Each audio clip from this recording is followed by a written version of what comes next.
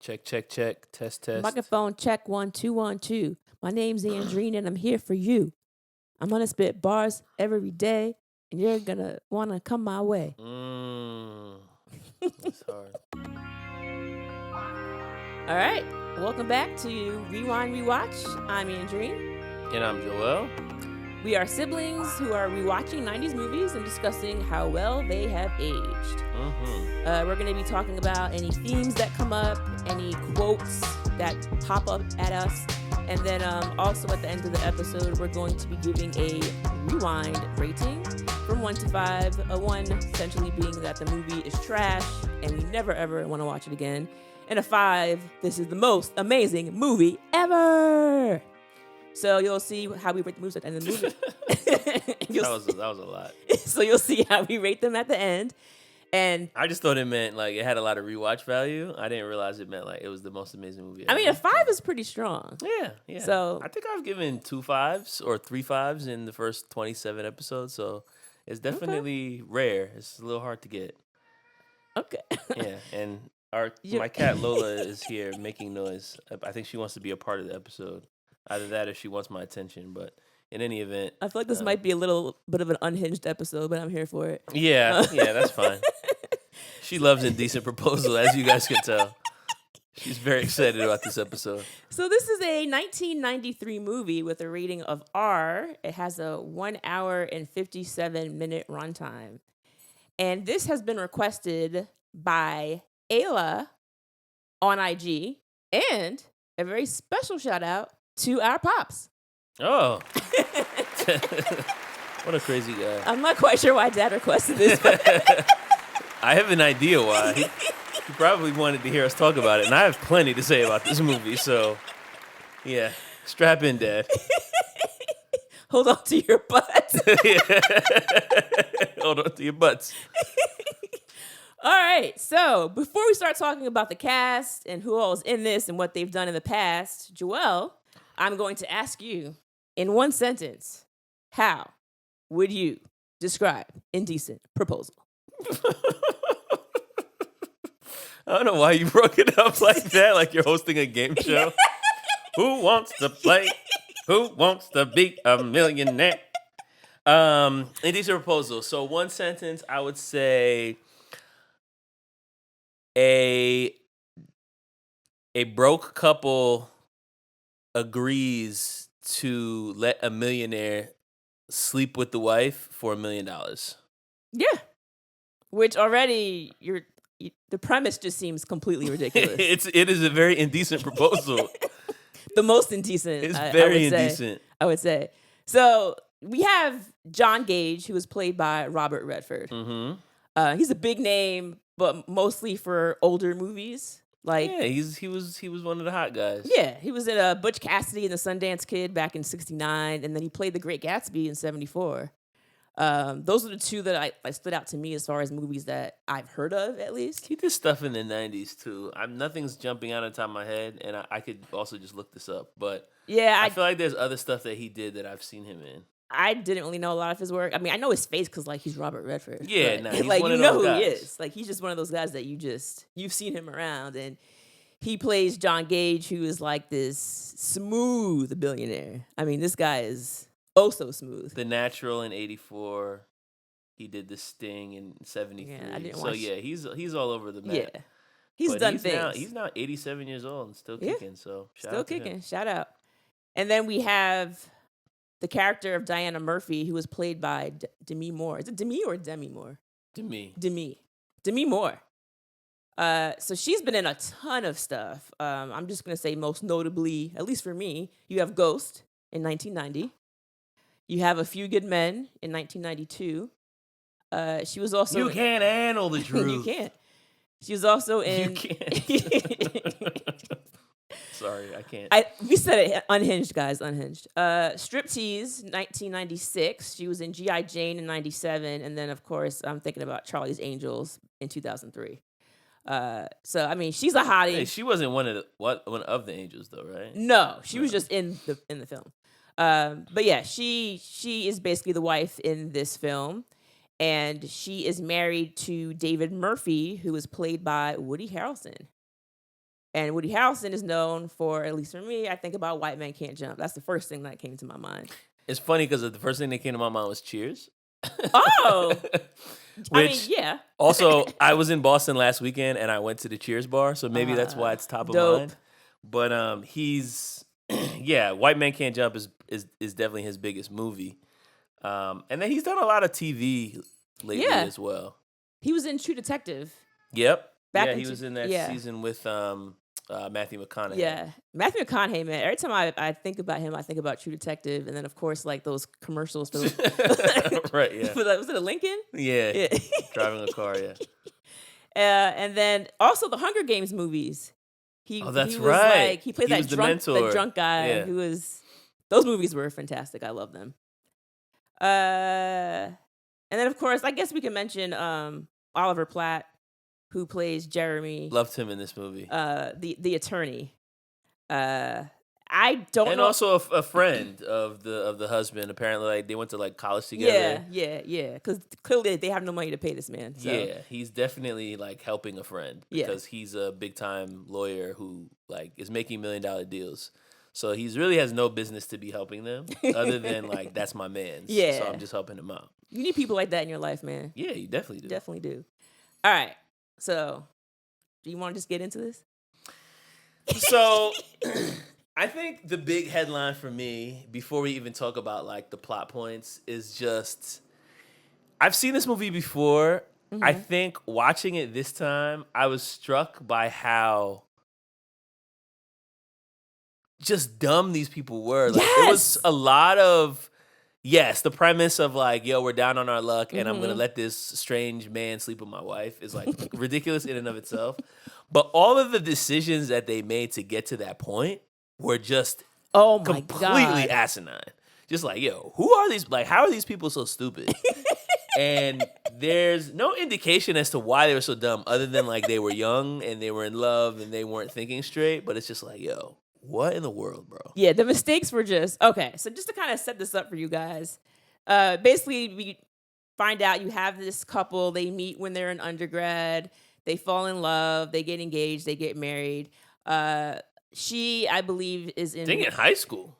Was it high school? Because they said like, he was a senior and she was a sophomore, a freshman, and they were like in like Glee Club or something together.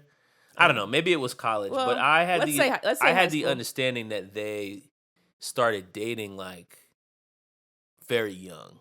It was high school. No, you're right. It was high school. And basically, he used to drive Demi Moore and her best friend home from school. Right. So, yeah, they start dating. They get engaged. They get married. And he is into architecture. So, he wants to build them their dream home. And in the meantime, she gets a job in real estate to kind of like keep them afloat. Help float, yeah. And, so they can essentially live. And I believe he's actually able to build the house. He gets some. Yeah, he takes out a loan. He borrows some money from his dad. Mm-hmm. And he's like, yo, like, we found this plot of land. We can work it out.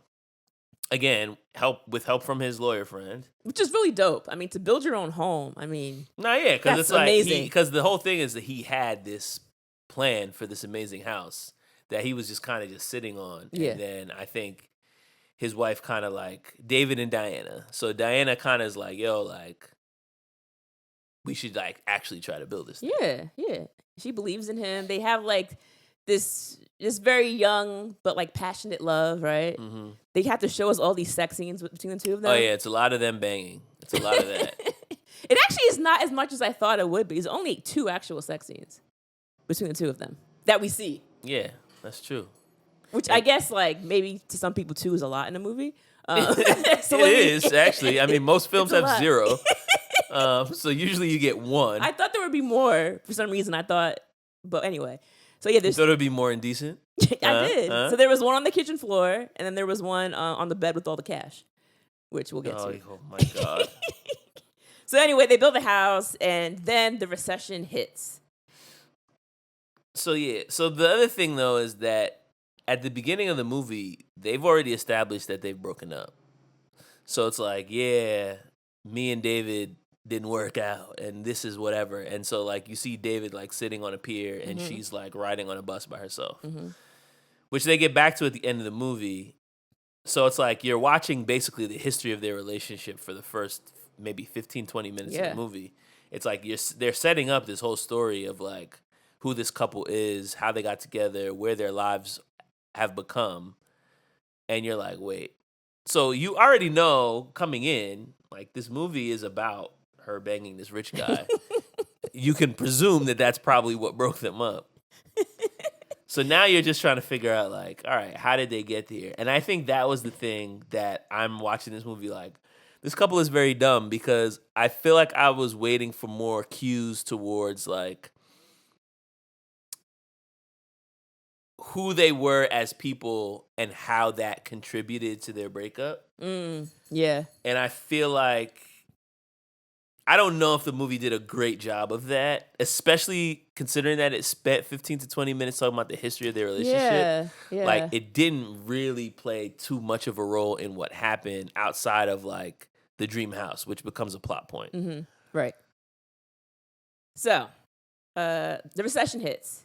And once that happens, Diana, who is selling real estate, of course, you know, it's really hard to sell a home. And I think she had gone, like, 6 months without selling anything. And then David gets laid off from his job. And so all they really have is their home. But they are now behind on mortgage payments because, as you can imagine, there's no money coming in. And this house is being built. So, like, they haven't even moved into it yet. Right. They're still, like, putting money into creating it. And it's like, yo, if you don't make your payments, the bank's going to basically just take it back. And you're going to be wrapped. So now they're like, yo, we don't have any money, but they need $50,000. They need $50,000. Oh, How much money do they have? They have the $5,000 $5,000 that they take from that his father dad gave him. Right. So they're like, oh, what do we do? They're living in California, by the way. And so they're like, oh, I know what we can do. And then the camera pans and then they show us Vegas. Viva Las Vegas. And so you're like, immediately I just groan because I'm like, okay, this is a terrible idea. Yo, Las Vegas is the absolute last place for you to be visiting when you are dead broke and desperately in need of cash. It's like something that like a 15-year-old would do. Like, oh, I'll just gamble and then I'll get all the money back. I'll double my like. Come on, bro. But that's the thing, though. Adults do this. I've definitely been like in casinos before where you hear people being like, all right, yeah, like go back and get some more cash. I've seen people like, I gotta get more cash out. And it's like, bro, like you're tanking. Yeah, but this is the whole thing, right? Like, especially if you've ever seen the movie Casino, another 90s film, like the house always wins, bro. Like that's the whole point of a casino. Like they're not gonna like just let people become millionaires on their dime. That's not how you make a business. So here's what's so frustrating. So they go in, they start playing, and David is winning. Like, he's doing really well. They're gambling, and he ends up being up so much that they have $25,040. So I walked in with $5. Right. So you're up $20,000. Yeah. It is time to cash out and take your behind back to California, and then go to the bank and say, hey, we have half of the money. Can you extend it till however further out? Like, that's what you would do, I would think. I'm thinking, oh, they're up. But of course, you're watching the movie, so you know they're going to lose the money. But in your mind, you're like, oh, like, because Robert Redford can't show up if they got the money. He is only going to show up to take advantage of this poor broke couple. So it's like, oh, they're up. So they're in the hotel. This is where the sex scene on the bed and the cash happens. Like, they're so excited. They have all this money. And, like, to be clear, this is 1993. And, you know, they're staying in this nice hotel. They're excited because they're like, bro, he's made mad money. And so the next day, he's like, this is perfect. All we got to do, he's like, we'll go back. He's like, I'll play more. And then I'll just win the rest of the money. And we'll just go back to the bank. And I'm like, wait, what? You're going back Why tomorrow? Is that the plan? The fact of the matter is, you were extremely lucky to walk in with $5,000 and walk out with $20,000. Yes. Extremely lucky. So, and this is the thing too. It's like, bro, like, we find out later in the movie, like, obviously I'm not going in order at this point, but like, we find out later in the movie that they end up losing the house because they were late to reach out to them by like 2 days or something. Yeah. And I'm like, yo, if the whole point of you going to Vegas was to get money to make these payments, as soon as you went from $5,000 to $20,000, I'm calling the bank first thing you do the next morning is call the bank. Yeah. And be like, yo, we have money, like da-da-da-da. But it's like, mad time passed, because then not only does they do that, not call the bank when they get the money, they then lose the money. They meet this John. this rich jerk, John. They make a decision to do this whole like sleep with Demi Moore for $1 million. They draft a contract. Mm-hmm. They do all have of this their lawyer stuff. come out, all this stuff. Yeah, days are passing. Then they meet. They have sex. All of that happens before they go back home and reach out to the bank. It's crazy. So I'm like, so you got like a week pass. It's crazy. Like it didn't make any. I'm like, y'all didn't really want this house. These people are so dumb. Like they're incredibly stupid. It was just miscue after miscue the whole film. I'm like, there's so much of this movie that was avoidable. And like I said, I've seen this movie before, and I feel like I didn't really notice how ridiculous the characters were. Maybe because I'm older now, like maybe I'm thinking of it in a different perspective of just like, this is very irresponsible. Oh my God. The whole thing is just really out of control. So let's talk about this what's his name? John?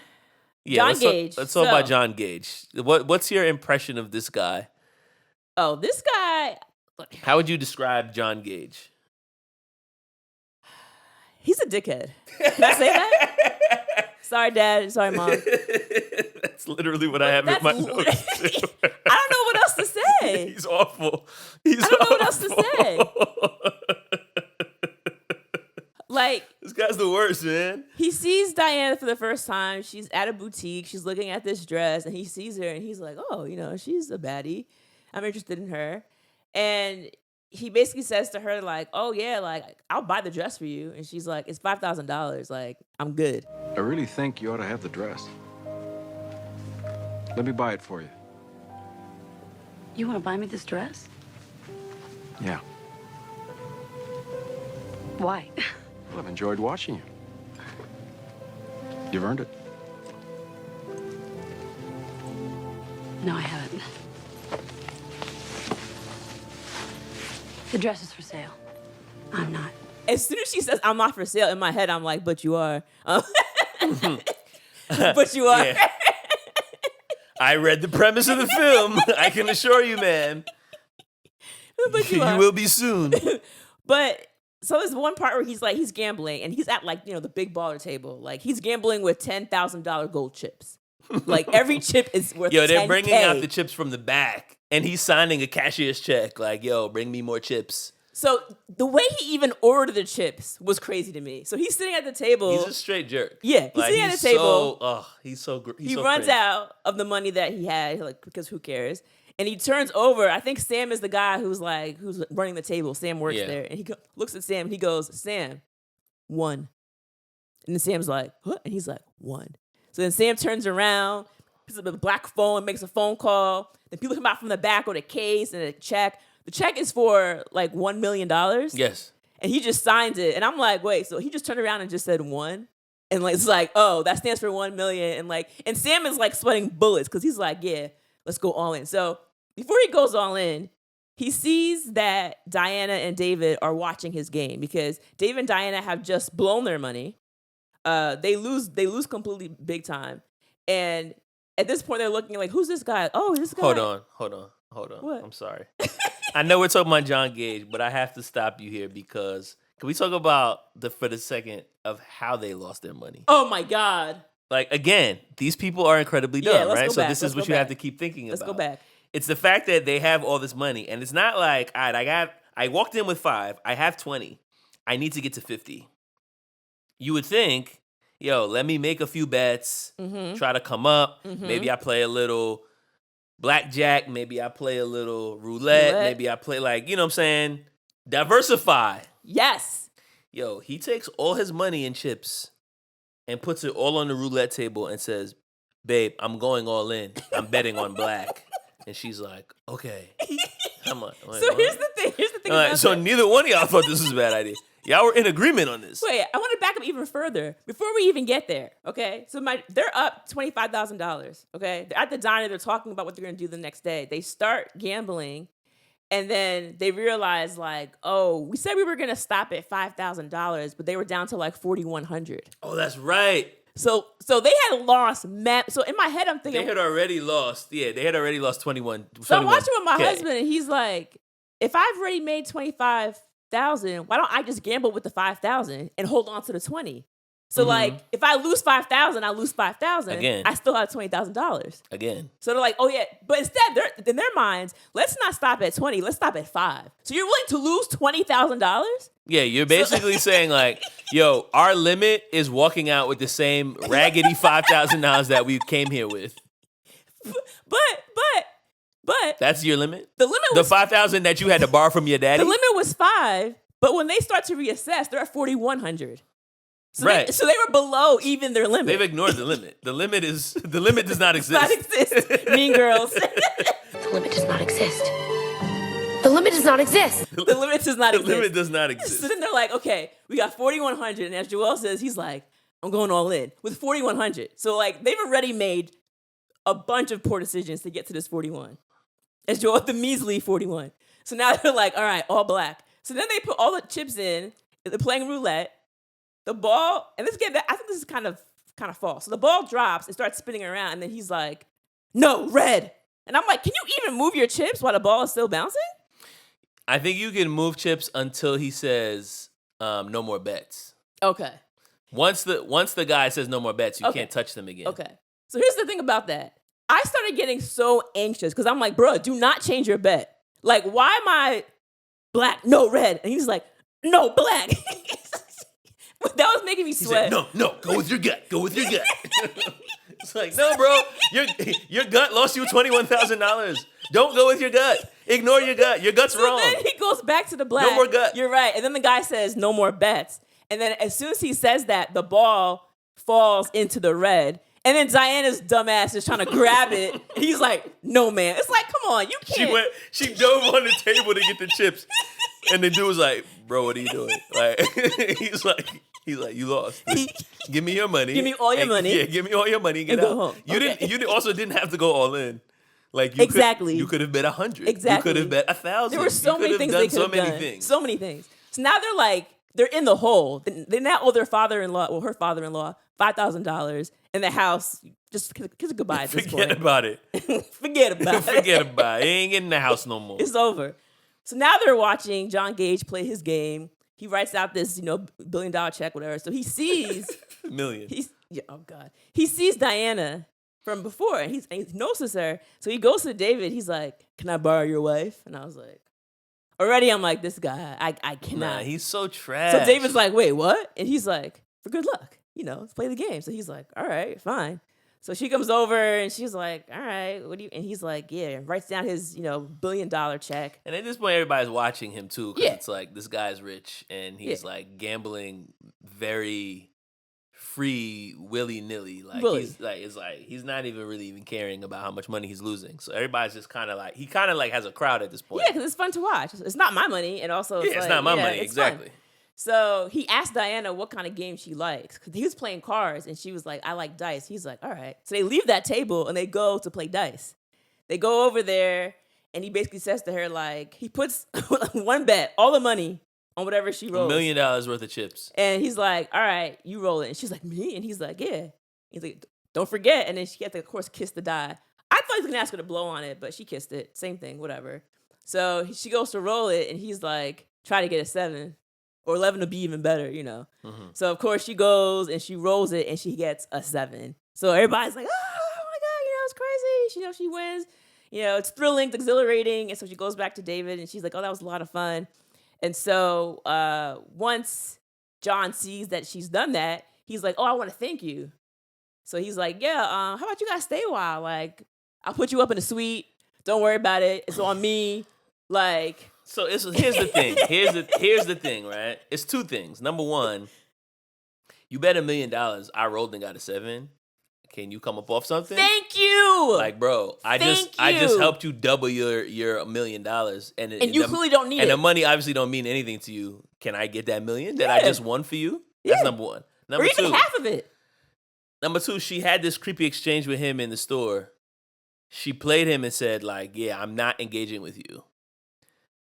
And I think this is another thing that made me upset, not only here in the movie, but like throughout the film. She didn't tell her husband? She didn't tell her husband. Mm-hmm.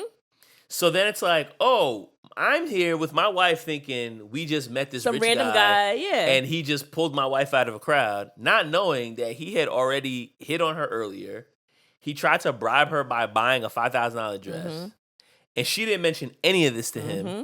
Then he puts them in a big, fancy hotel suite in the middle of Vegas. You know that's not cheap. This suite. And it's like nothing they've ever seen before. She at no point does she mention, like, yo, this guy tried to holler at me. This guy actually, like... He has ulterior motives. He has ulterior motives. Mm-hmm. So I guess my question is, what's she thinking at this point? Like, is it a situation where... Yeah, just how did you read the fact that she wasn't being forthcoming with her husband? I think her husband was right. So later on in the film, and we're jumping around, so, make sure you watch it before you listen to this.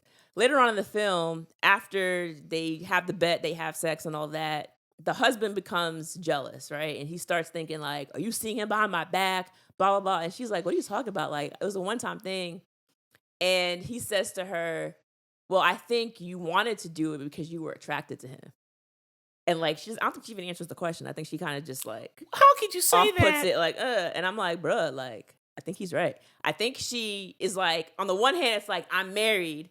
So like, I can't, entertain this, like not for real. But on the other hand, it's like, he's married and like, maybe to her, like he's a good looking older guy. Mm-hmm. So I think maybe it's like on the one hand, like it's nice to feel like someone's attracted to you and you're wanted and all that. I don't think she thought anything would come of it as far as physically, but it was just kind of maybe like, oh, like why even tell him that this guy was trying to talk to me? Like we're getting this nice hotel, we're extending our vacation. I mean, we're still broke. There's still that. Yeah, I guess. I mean, I'm not saying I would do it, but I'm thinking maybe in her mind it's just kind of like, oh, it's this nice looking guy who's into me. Like maybe she just felt flattered by it. I feel like if you are withholding information, particularly when worlds begin to collide and you're not like forthcoming, either you're incredibly naive, which I've done, like I've done stupid things where I'm like, oh, I probably should have, or you are trying to keep an option open, which of course I've never done. Right. Of course. But like, it did feel to me like if she's not telling her husband this, like, why is she not telling him? Other than like her thinking maybe this is gonna come back around and it's something I don't want him to know about. And when they make the decision to, like, when he makes the proposal at first, they think he's joking. And also, David does not get nearly as upset as I think he should have. That's the thing. He's just like, well, if you said that, I would think you were not being serious. And actually, that's not a very nice thing to say about my wife. She's not for sale. I'd assume you're kidding. Let's pretend I'm not. What would you say? He'd tell you to go to hell. I didn't hear him. And also, it's like, you just saw this man drop $1 million like it was nothing. Yeah, so, like, how do you not think he's serious? That was weird to me. And he was very... Not to mention, like, the hotel he put you guys up in, like, this is 1993. They have the one where the curtains moved by a remote. Yeah. Like, what? That's not something that's in regular hotel rooms at the time. In addition, they invite him. Oh, I forgot about this part. He has one of his guys go up to the suite, knock on the door, and invite them to dinner that evening at his suite. His suite is basically like an entire floor of the hotel. Mm-hmm, yeah. Like, I mean, huge pool. I mean, it's massive. And then the guy comes and he's like, oh, a gift for Diana. And when she opens the gift, it is that same $5,000 black dress that he had seen earlier that he bought for her. And David just opens it and he's like, oh, that's nice of him. And I'm like, is he an idiot? Yes. This is what I keep telling you. How are you not? This couple is incredibly dumb. This is the theme of the whole movie. is like, this couple's dumb. I was like, that's it? He's like, oh, how nice of him. And she never says to him, like you said before, she never says like, yo. She was not forthcoming. Like, earlier I saw him, he tried to buy this for me, blah, blah, blah. And she's like, oh yeah, I saw the dress early in the boutique. Come on, girl. And this is the other thing. It's like, when they finally get propositioned and they're like, whatever. And he's like, all right, I'll give y'all time to think about it, whatever, whatever. So he's, this guy's a cocky SOB. So they go back to their room and they're having this discussion like, yo, I can't sleep. I keep thinking about what he said. And what they really are saying to each other is like, yo, I'm thinking about having $1 million. Yeah. So they're like, yo, but we can't do that. This is crazy. Da, da, da. And she says something to him along the lines of, she says, well, I don't want to do it, but I'll do it for you. Yep. And I'm like, that's exactly what she said. Incredibly manipulative. That's exactly for her what she said. To do, because as a woman, if you're like, I'm not sleeping with this man, that's the end of the conversation. You're not going to be like, yeah, I'll do it for you so that you can have your dream house. Yeah, it's and like, that's not even a thing. It's for y'all. Like, if you're doing it because you, like, at the end of the day, you're thinking the ends justifies the means. Yes. It's like, I want this money and, like, it's one night and I'll just suck it up. And she says, whatever. It's just my body. It's not my mind. It's not my heart. Mm-hmm. It'll just be sex and it won't be anything else. Right. And she continues to say similar things to John himself when she finally gets picked up. And she's like putting on this attitude like she doesn't really want to be there. But it's like, bro, like, this was kind of your decision. And you try to like pit it on your husband so that if it hits the fan, you could be like, blame well, him. I was only doing it for you. You made me do this. Yeah, but it's like, nah, like it was, the entire thing doesn't happen without Diana's consent. Right. Exactly. And John says the same thing the night of. He's like, nothing's going to happen tonight that you don't want to happen. Mm-hmm. And she's just like, well, we'll see. Yeah, we'll see about that. But then she's like, she still has sex with the guy. So it's like, come on, bro. Like, just say you wanted the money. It's fine. I didn't appreciate, but even beyond the money, like you said, like she was attracted to him and did also want to have sex with him and just didn't want to admit it to herself, maybe. But I felt like the whole I'll do it for you was like very manipulative. Absolutely. And I didn't appreciate that at all. Absolutely. I agree with that.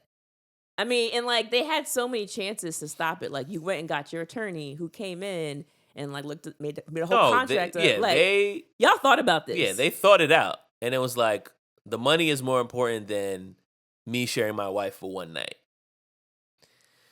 So they have this. So they signed the contract. And at that point, Diana and John go off together.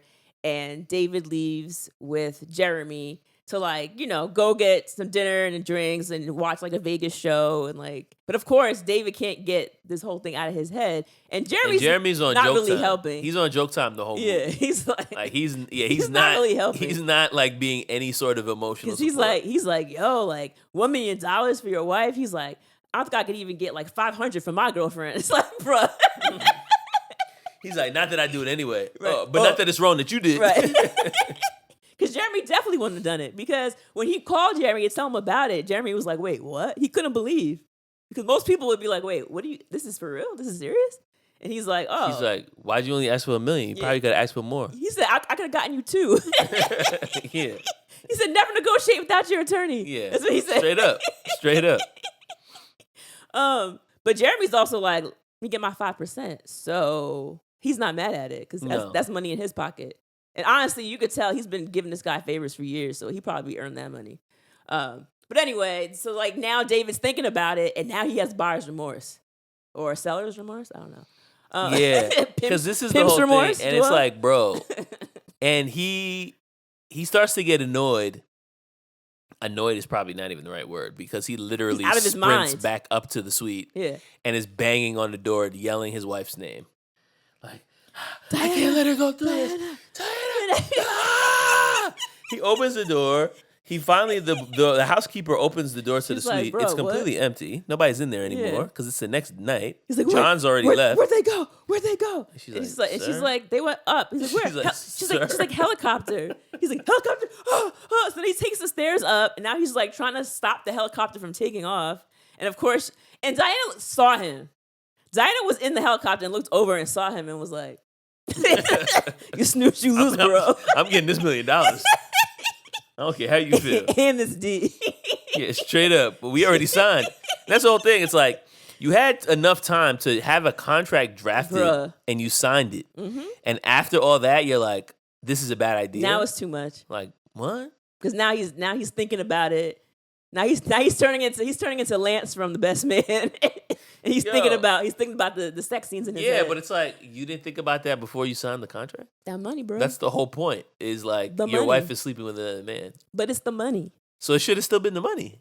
It should have, but Again, okay. incredibly. So dumb. they take off and he flies right to Santa Barbara and they're on this boat and this is where he does that whole speech about like nothing happens unless you want it to. And I feel like, do they kiss on the boat? He starts kissing her, and that's like where the scene kind of fades out with the assumption that they had sex. So one thing I want to note about that is, as I mentioned before, we see other sex scenes between Diana and David, but we don't see the sex between John and Diana. Why do you think that is? Well, there's a few reasons that they might have done that. Number one, I think the purpose of the sex scenes between the married couple was to show that they had this like passionate love that was probably, again, like a little naive. Like they kind of were like young, fun couple having sex on the floor while his trousers are burning on the stove. So it's like, yeah, like they're just like having fun with each other and they are passionate and whatever.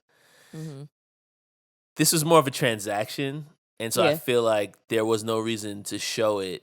And especially, I think the other reason is there is a moment after the following morning where she comes back to the hotel room and he's basically like a mess. Yeah. He probably hasn't slept.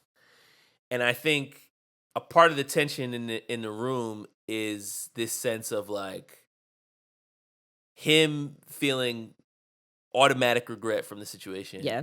But not really knowing if she's regretting it. And so I think they probably didn't want us to see the actual sex scene between them because they're also trying to have, as a viewer, you're also trying to figure out, like, was she into this or not? Like, did she really do this for the money or did she do this for the money and also she just wanted to have sex with this dude? So I think you take away probably some of that mystery if you show the sex scene. I agree with that. So I had one burning question at the next morning. I was thinking to myself, did they have kissed on the mouth sex? Well, they kissed on the mouth before they had sex. So. Because that's an indication right there. yeah, that's true. Listen to our Pretty Women episode. If they kissed on the mouth, then that's serious business. The Best Man episode too. Oh yeah. Gosh. Yeah, because that's when he had kiss on the mouth sex with his best friend's girl. Yeah. God. People are trifling out here. Yeah, really trifling. So now he's going with no $1 million contract. He just did it. It's way worse. So poor David is losing his mind. He doesn't know what's going on. And as we follow up on the couple, a few days later. So they do all this. They get back. They have the $1 million now. They go back to the bank, like Joel said, like a week later. And the bank's like, yeah, it's too late. We sent you notices. They're like, we didn't get any notices. They're like, yeah, we sent them to your house. And they were like, return receipt. We were requested. Out of town. He's like, all right, well, you snooze, you lose. It's like, y'all on vacation? Like, I don't understand. Like, that's it. And then Dave's like, you snooze, you lose. It's like, yes, that's what the phrase means. Yeah, that's crazy though. The bank should not be saying that though. The bank should not be telling me you snooze, you lose. There's got to be a more professional way for you to break the news to me. That was kind of funny. But basically, that was brazen. They sold it to a third party. And so now they're back at the house. Well, not the house, but they're back at wherever they were living at before, their old home. Yeah. And you can see like there's like little like defects within, I guess, the armor of their relationship because they're starting to crack. David is starting to question things about her. Like he finds like a little matchbook and he's like, where's this matchbook from? And she's like, oh, like we weren't going to talk about that night. Like they had an agreement. We're going to do it, forget about it, take the money and like move forward. And now he's asking questions, like asking all them questions. What is this from? And she's like, it's from a boat. We were in Santa Barbara. And he's like, well, how was the sex? And she's like, we're not talking about this. It was sex, David. Just sex, not love, just sex. And was it good sex? Don't do this, David. Can you just tell me that, Dee? Was it good? What are you hesitating for? Just tell me. Was it good? Was it good? Was it good?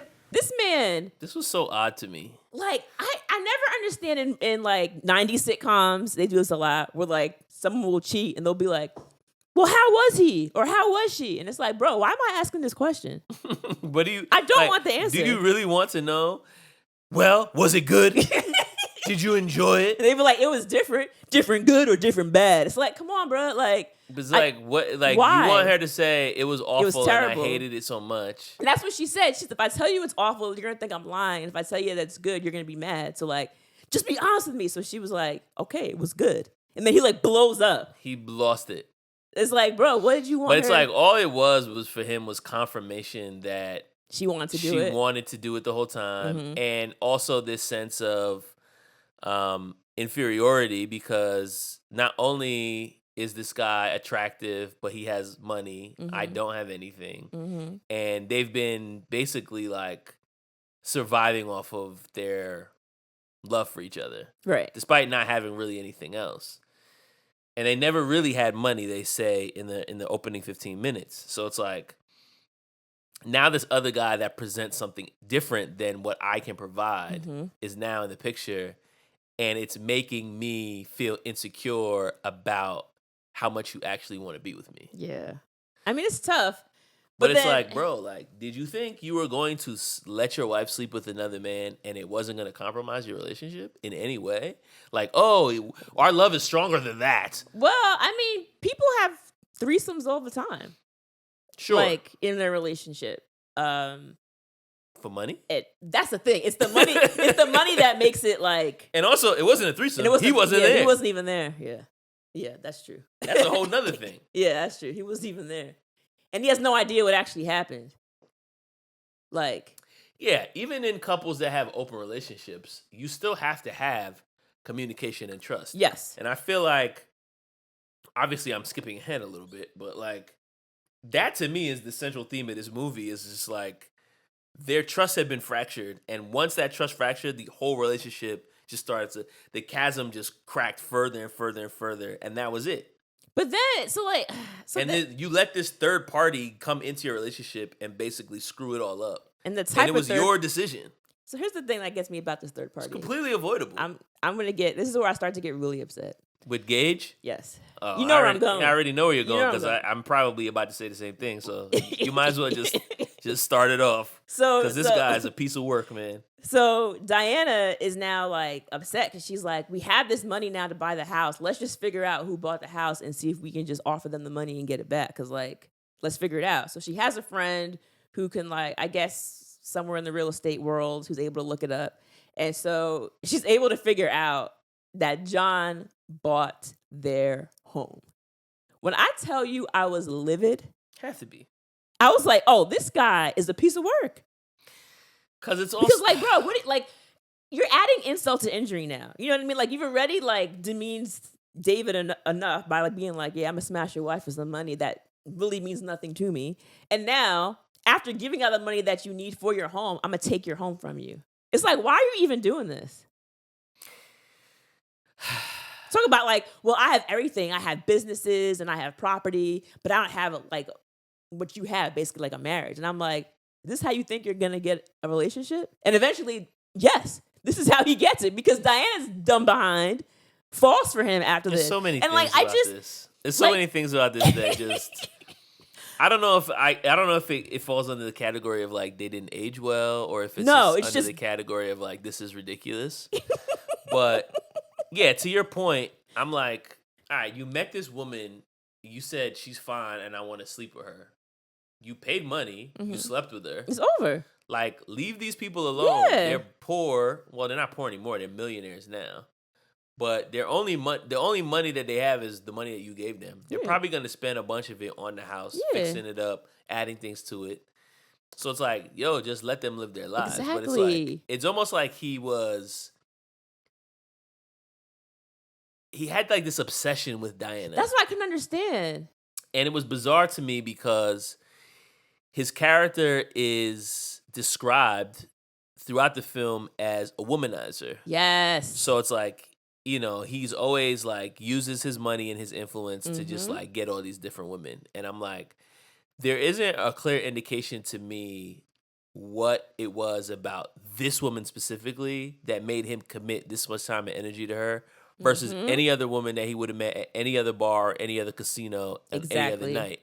And you can assume that he's met plenty of them. So it's like, why this woman specifically? Because not only does he steal their home, which again is a ploy to draw her back out, because he knows she's gonna figure it out and then she's gonna come looking for him. Not only that. But then he's like starts stalking her. So I'm like, I'm getting yo, so like, mad just thinking about it. It was bizarre. It was so phenomenally bizarre. Like, showed up at her job, talk about, oh, I'm in the market for $10 million homes. And of course her boss is like, bruh, like, this is a big client for the firm. Like, go show him home. So she has to. Everyone else is like out. No, not only she has to. Her boss said, if you don't go, I'm firing you. Oh, yeah, she has to. Yeah, she has to. So she goes out and she's showing her all these places. And of course, this one house that he sees, I want that one. And she's like, oh, it's not for sale. And he's like, I'm sure it will be. Because, I mean, honestly, with the right offer, any home is actually for sale. So he's right about like, that. You weren't for sale either. Yeah. I bought your ass. Yeah. So they start walking on this property, and it turns out it's actually his home. And he's showing her around this massive house that he has. And then he's like, I want you to come work for me. And she's like, what? I hate you. And he's like, no, you don't. You wish you did. And I was like, he's actually right. Yeah. And that was the moment where I was like, wait, so they go together now? Because the next time we see them, she's like arm in arm with him, standing under an umbrella. They're about to go like watch like a theater or an opera or something. Disgusting. It's and so her poor gross. husband's out in the rain like, Diana, I'm here. I want us to work out. And he trips and falls. And she's like, oh, John, help him up. And I'm like, what is happening? Like, I just couldn't. I wanted to pull my hair out at the root. Because I wanted to pull her hair out. I could not understand like the amount of disdain she was looking at him at, like that pauper trying to talk to me. And I'm like, how are y'all a couple? It was like this pity. It was like, oh, like this sad man. But it's like, how? The only reason y'all broke up is because he was insecure about you wanting to be with this man. Which you do. And you validated every concern that he had by getting with the man. This man bought so your you home. actually ruined the relationship, not David getting upset. He bought your home and stalked you, and you were like, yeah, I want that. Oh, and not only did he show up to her job, he showed up to her second job too. Oh yeah, she was like, that part really set me off. Even worse than the real estate job. The citizenship class for people. Yeah. Oh my God. And they all thought it was her boyfriend because obviously, like, he shows up, he's like flirting with her. Oh, she's beautiful, blah, blah, blah. And they're all like, oh yeah, make him stay. Yeah. That didn't age well. No. Because I'm like, no. What was this like? What were they going for with that scene? Was this supposed to be charming? Because all I saw was a man stalking a woman. Yeah. And I'm thinking like, is she in danger? She needs to file a restraining order. Right. Like, she's told this man on multiple occasions, I don't want to engage with you anymore. And he keeps showing up anyway. Like, that's not cool. You know how it goes back then. It was like, well, guys, if a woman tells you no, you just got to keep trying. Keep trying. It's the Steve Urkel thing. I'm wearing you down, baby. It's the same thing. It was supposed to be funny and like, oh, ha, ha, ha, Laura, ha, ha. And it's like, no, like, poor Laura Winslow. Yeah, I felt for her every time because I was like, bro, she's not interested. And I also feel like them deciding to have her just fall for him kind of like validated all the stalking. Exactly. Like, oh, he was actually right the whole time. If you try hard enough, then eventually you'll wear her down. So at one point when they're talking, and this is like right before I think they like get together or they start kissing or something. God. This is when they're in the big house, and he tells her this story about a woman that he sees on the subway. Oh, God. Which... She was the most beautiful thing I'd ever seen. And I was shy then. So when she would look at me, I would look away. So the whole idea of this story is like, he's like, yo, I was in my 20s and I went out in New York City and I get on the train and I see this woman and she's so beautiful. Mm-hmm. And I'm just like, I'm so nervous because I didn't know how to talk to women. And she gets off the train and I was so regretful that I didn't say anything to her. And every single time I would go back to that train station, I would try to see her again. And she never came back. Mm-hmm. And to this day, To this day. To this day, I still ride the train. I think about that woman every day. This is what he says. And he's like, basically like, you're like the new version of that. Yeah. And now I don't want you to lose. But then it's like, I don't want to lose you. But it's like, but your whole obsession with this girl in the subway is basically like, she's beautiful. Yes. And so then he's basically just saying to you like, I met this pretty woman once and I didn't get her. So now you're pretty too. You're pretty. And so now I want you. And she's just like, all right. And she's moved to tears. If you watch the scene, she's moved to tears. And that's the other thing. Again, thinking about things that don't age well, it's like Diana is objectified multiple times in this movie because it's the objectification of like literally letting this man have your body for money. But it's also the objectification of like him continuing to stalk her simply because she's pretty. He thinks she's fine. But like he doesn't know anything about her. They have no connection. She had a connection with David. She has none with this man. He just has money and he can throw it at her. Yeah. And she doesn't really provide anything for him other than she looks good. She's a good lay and she's nice to have on his arm. And I'm like, this is like awful. Like this is terrible. So I couldn't help but watch this and consider it in relation to Pretty Woman, right? Because you had like the millionaire and the woman who has no money and all that. But I'm like, at least in Pretty Woman, they did things. They went to the opera together. They read Shakespeare in the park. And she had mad swag in that movie. Yeah, you know what I'm saying? Like she had a lot to add. Like mentally, she had a lot to add. She was interesting.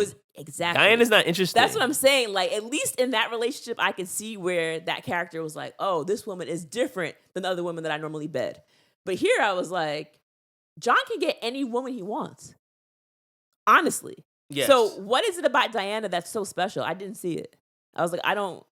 And to me, I'm like, the fact that he made this $1 million offer after literally like just meeting this woman says to me that this is definitely not the first time he's done this. Right. That's what I thought. So, like, what makes you feel like he actually wants you? Because he literally offered $1 million to sleep with you the night that y'all met. So, about that. And you're like, oh, yeah, let me become this man's girlfriend? Like, it doesn't make any sense. So, towards the end of the movie, they end up breaking up eventually. And he basically, like, he acts as if he, is worse than he really is. Because when they're in the limo, he starts talking about like the $1 million club and how many people are in the club. And his driver's like, oh yeah, there's a bunch of women all over. But after she says, oh, thank you, John. And she walks out and the driver's like, what was that about? And we're led to believe that like he made that story up, right? There is no actual club. Right. But in my mind, I'm thinking like, how does this guy not have that club? Because how? That I figured he did. So 100%. So like we're meant to think he's actually a good guy, but it's like he's not a good guy. No, he's not a good guy. Yeah. I don't think we're definitely not meant to believe but that. It's like we're meant to believe that he actually like cared for her or actually wanted her. Yes. And I'm just like, how? I don't see it. I don't see how he cared about her. It's like based on what? Thank you. He was attracted to her. I was so confused. That's it. I was so confused about all of it. So there's one more part that really pissed me off, and I'm sure you already know where I'm going with this. The end? Well, yes, but even before we get to the end. Oh, the auction. Yes. Yeah. So the auction is ridiculous. Diana. The auction's so stupid. Diana and John go to this auction, and it's like Save the Hippo type of animals in general. Some kind of like animal reservation type auction. It's like some auction for rich people. Yeah. So like they have all these different animals, and then you're like basically going to auction thousands of dollars to like quote unquote buy the animal to like put it in some sort of safe haven. It's like when people like sponsor a child. Yeah. So they have this hippo up on the screen. They have this picture of a hippo, and it's like, oh, sponsor this hippo. And so people start bidding on it, and they're bidding like, I don't know, $10,000, $20,000, which to them is like our $20. They're like, oh, $20,000, $30,000. People are bidding back and forth, and then out of nowhere, you just hear someone say $1 million, and everyone's like, oh. And even the auctioneer is like, bro, that's mad money. Are you and sure? he's like, wait, who said that? And then of course we already know David's dumbass walks in wearing a suit, and he's like $1 million. And so I'm sitting here So before we get to this point, we see David, and David is basically living like in a college dorm. Like his home is in shambles where he's currently living. and I'm thinking to myself, don't they have $1 million? Like, you're just not using this money? No, they haven't used it at all because they basically, I think neither one of them wanted the money anymore. Get out of here. He didn't want the money because the money was a reminder of the fact that he basically sold his wife, and then his wife left him for the same man. And then she was like, I don't need this money anymore because now I'm with him. So the whole agreement was, yo, Diana sent you divorce papers, and as a part of the agreement is if you sign it and you don't fight, the entire money that y'all got together is yours. She'll give it to you. Yeah. So I guess his thing was like, It's blood money or whatever. Yeah, like I'm gonna divorce you because you don't want to be with me anymore. And I'm basically don't want to be in, like, I don't want to fight you on this, but I also don't want this dirty money. Stupid. So I'm just gonna work at this junior college as a professor of architecture and live in my slumdog apartment. It's the dumbest thing I've ever seen. There's a lot of dumb things in this movie. No, but honestly, don't speak too fast. But honestly, that pissed me off. Because I'm like, so basically you did all that for nothing. Yeah. That's so, like, that pissed me off probably almost as much as Rose throwing that diamond at the end of Titanic off the end of the ship. Because I'm sitting here and I'm like, this is worse. I'm like, oh, so you're just getting rid of everything. So now you have no marriage, no home, and no money. Yeah. And that you're okay with that. Clean slate, lady. I could not understand. Clean slate. And like, you still owe your daddy $5,000. That daddy ain't gonna see that money. You still ain't pay your daddy back. That dad's not gonna see that money. He knows his son's not doing too well. Nah, his son is a waste man. And his son is an idiot. Like that's the biggest thing to take away from this movie is like not only this couple is incredibly dumb. Not only is he dumb, he's disgusting. Who puts muddy cleats on top of a table consistently? He does it all the time. He's disgusting. Right next to your breakfast and your soda is your muddy cleats. He made me sick. No, He made me sick. But we talk about like what was the point of any of this for David. But I also feel like what was the point of any of this for John? Because like first of all, we already talked about the whole premise of like, why was he chasing this one woman that he really doesn't know anything about? But then it's like, you went through all this trouble. You bought their dream home. You stalked this woman for weeks. You showed up to her job. You showed up to her second job. You did all this stuff to finally woo this woman. And then her ex-husband shows up one day with this grand gesture. And then he's just like, you know what? I can't do this anymore. It's like, wait, what? Yeah, that made no sense. So you destroyed their entire relationship, and then on a whim, you just decided like this is too much. Yeah, I didn't get that at all. Like you haven't cared about anyone other than yourself for the entire movie, and this one gesture changed his entire perspective. That he's like, you know what? I just had to let her go. She's never gonna love me the way she loves David. Him. It's like, but you didn't think about that when you were ending their marriage. You didn't think about that. Yeah, I mean. So why did you do any of this? The whole thing was just trash. Like literally from start to finish. Okay, so I guess finish. So at the end, so this is what's dumb about it too. It's like she didn't even actually leave him. Like she left because it's like, oh, it's clear that he's giving me permission to go back to my husband. Yeah. So it's like you didn't even really break up with him for real. No. Like so then she leaves. And then she goes to the pier where they got engaged because I guess she figured David would be there. And of course, he's sitting there, you know, thinking about their relationship and blah, blah, blah. And so they had this phrase they always said to each other is, have I ever told you I love you? Mm-hmm. And that person would be like, no. And then that was just kind of their thing. And so she sits behind him on a bench on the pier and says it. And he realizes she's there. And then he like puts his hand back behind the bench. And then she takes her hand and holds his. And then it ends. And it's like, I guess they're getting back together. Yeah. And I'm like, what? Just what? That's all I could say. I was like, what? So it's like you lost all your money to let your wife sleep with another man to get the money. But then you lost your wife by letting her sleep with another man. So then you had to spend all the money to get her back. So you're basically back at square one with no money still. Yeah. But they have love. They have love. apparently. But even still, how is your relationship gonna go forward after this?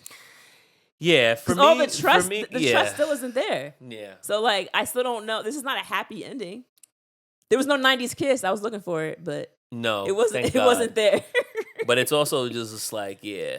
What's the takeaway from all of this for David? It's like, don't let my wife sleep with another man for money. it took all of this for you to figure that one out. What was Diana's takeaway? Because I don't even know I don't why. know. I don't know if she took away anything. She didn't learn anything. Not No. really. She didn't, because she's gonna blame the whole thing on him anyway. He'll happily take her back. That's the sad part. Whew. All right. So yeah, I mean, like I said, things that didn't age well for me was obviously like this concept of a wife being property that you can just deal. Like that was not great. And I think also the way that John engaged with her throughout the film was very like, again, creepy. She was just like something to be won. Yeah. But there was no time or attention in the film that was put towards like them building any sort of relationship. It was just like, this girl's fine, and if I throw enough money at her, then she'll come around. And then she did. So then I was like, that's not really a great lesson. And I feel like this movie would be played out a lot differently nowadays. Yeah, I really wasn't into it at all. Theme? Do you have a theme? Like I said before, like I think the whole theme is like a relationship without trust is bound to fail, because they had like this young, wild love, right? Oh yeah, we're young and we're passionate, we're having fun together, and we make each other laugh and all this stuff. But then it's like once their trust was questioned, the whole relationship fell apart. So it's like you thought that you had this strong relationship because y'all were so madly in love, but like without trust, the entire relationship just crumbled. And to your point, like there still isn't any indication that they're going to be able to rebuild that trust. It's going to take a lot of work to get back to where they were at the beginning of the movie. Because that not only did like he start to have all these doubts about their relationship, but she like validated all of them by actually leaving him. Exactly. So yeah, it's going to take a lot of therapy and a lot of work to even get back to square one. Ugh. Back to high school. Yeah, straight up. Yeah, I agree with everything you said. I basically just at a very broad theme was just basically the actions have consequences. And like you just yes, they do. You can't do something like unless this you're a billionaire, and then your actions have zero consequences. Yeah, he's just back to where he was. He's still rich and alone. Yeah, and he still hit. And he has a new house. And he actually came up. He actually came up. It actually worked out for him. Damn, that's crazy. Terrible. So, don't know if you know this, but this movie is actually very loosely based on a novel from 1988. In the novel, Robert Redford's character is actually an Arabian prince, and Woody Harrelson's character is a Jewish man who escaped Hitler's Germany as a child. He's also a vet in the Israeli army. So basically, they had a lot of like Israeli and like Arabian type stuff going on within the book. And it's very strange because what they do in the book is he actually has a job where he's earning like $31,000 in 1987. So like he's doing okay. He's not broke. But basically it's like $1 million. Like, let's agree. So he says yes anyway. But in the book, the prince actually films the sex unbeknownst to the wife. And then he shows the film to the husband. Oh my God. That's a lot worse. And then they end up having like a fist fight. The marriage deteriorates. The wife tries to commit suicide. And then the husband goes back to Israel and joins the Navy. So there's no happy ending. At the end of the book, the very end of the book, the wife surprises him by finding him in Israel and saying that she wants to fight for the relationship. So, all right, so sounds pretty terrible. Same dumb ending. Sounds pretty terrible to me. Same dumb ending. But at least he fought. Yeah. David didn't do anything. He got a couple of punches in. He tried to hit him, and then he was so drunk that he fell on the floor. So talking about how, like, in the 90s, like, things didn't age well. So I was looking at different interviews that were done at the time. And the sex scenes apparently were very difficult for Woody Harrelson to do. He said, "I'm close friends with Demi and Demi's husband at the time was Bruce Willis. Mm-hmm. You have to draw the line at how far to go, but I'm not good at drawing lines. I like to be lineless, without boundaries. The scene was flesh and flesh coming together. I don't know if Demi was turned on, but me, ... Oh, but, God. No, this is a quote. But you have to think of what the repercussions will be. I don't want Bruce coming after me. Ha ha ha. So when Moore was asked about her experience in the movie, she actually wrote a memoir about it. And she said she had to deal not only with having a turned-on co-star during the sex scenes, which, oh my God, I can't imagine, but and also an inappropriate director as well. She wrote that the director, Adrian Lin, would cry things out like, "Oh, this is effing raunchy," and "Oh God, got a boner on that one." What? Here's this guy getting all sweaty. So basically, she's like, here's this guy yelling about getting all sweaty and worked up and yelling about boners while I'm trying to film a sex scene. No, I was like, dog. bro, what? And Yeah. again, like, since then, the Me Too movement has come out, and Woody Harrelson has like walked it back. You know, I should hope so. And then also the director did an interview where he said that, he used to be like Apologies for my boner. he said that he said he was acting as a cheerleader during the sex scenes because he didn't want his actors to feel like they were performing in silence, which, okay. But yeah, just to say, like, at that time, this was like very normal behavior to have the woman being objectified. And like, can you imagine trying to, like, you're at your job Yeah. and like you have to feel a guy's boner on you as you're doing a that's not scene, cool, like, man. and That's the director's not like, cool, man. yeah, this is hot. Like, bro, what? Way too boned We're up. way too boned up. So, yeah, I don't even know. And also, this director who also did Flashdance and Fatal Attraction. I'm sure he did. So, I am not surprised that he did both of those movies. it seems like that's something that's On interesting. brand. On brand. And then real fast. For the part of David, they thought about Tom Cruise and Kevin Bacon, which I could definitely see either or, who both turned down the role. And then Nicole Kidman was considered for Diana, as well as Julia Roberts.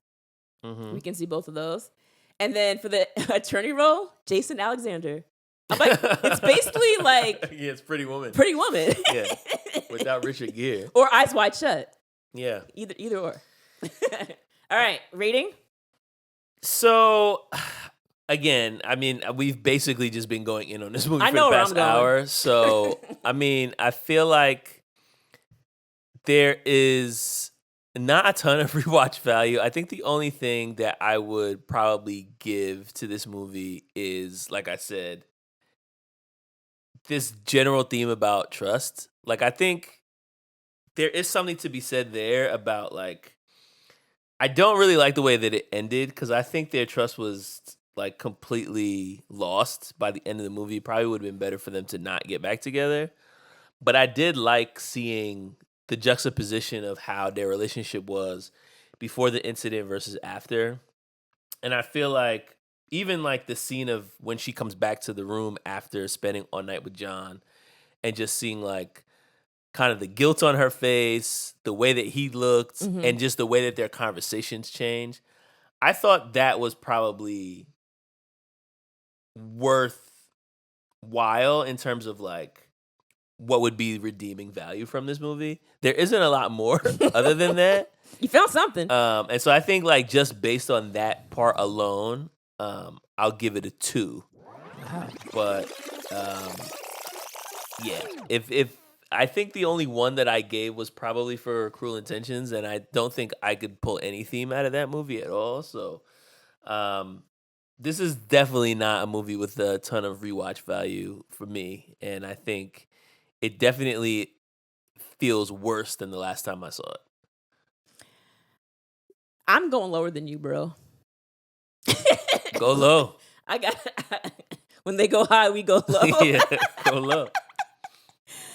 I couldn't do it, man. Like, the only thing I got from this movie that I was watching, I'm like, oh, this is interesting. And it's not really a theme. It's just something that I thought was fun, was a flashback to waterbeds.